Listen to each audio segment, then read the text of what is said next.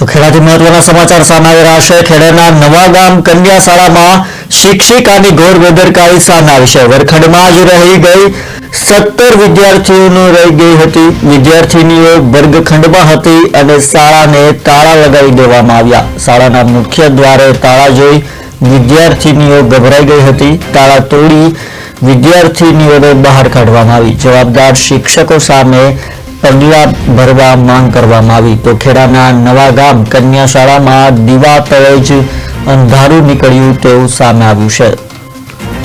સાંસદ દેવુસિંહ ચૌહાણના ગામની શાળામાં જ શિક્ષિકાની ઘોર બેદરકારી સામે આવી છે। ધોરણ 7માં અભ્યાસ કરતી વિદ્યાર્થીનીઓ શાળામાં જ કેદ થઈ ગઈ હતી।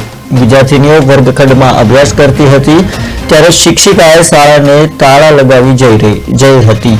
શાળાના મુખ્ય દ્વારે તાળા જોઈ વિદ્યાર્થીનીઓ ગભરાઈ ગઈ હતી અને બૂમાબૂમ કરતા વાલીઓ અને ગ્રામજનો સ્કૂલે પહોંચી તાળા તોડી વિદ્યાર્થીનીઓને બહાર કાઢવામાં આવી હતી। ત્યારે માફીપત્ર લખાવી મામલો શાંત પાડવા શિક્ષિકાઓ દ્વારા પ્રયાસ કરવામાં આવ્યા હતા। ત્યારે ખેડા જિલ્લા શિક્ષણ વિભાગ દ્વારા તપાસ શરૂ કરવામાં આવી છે।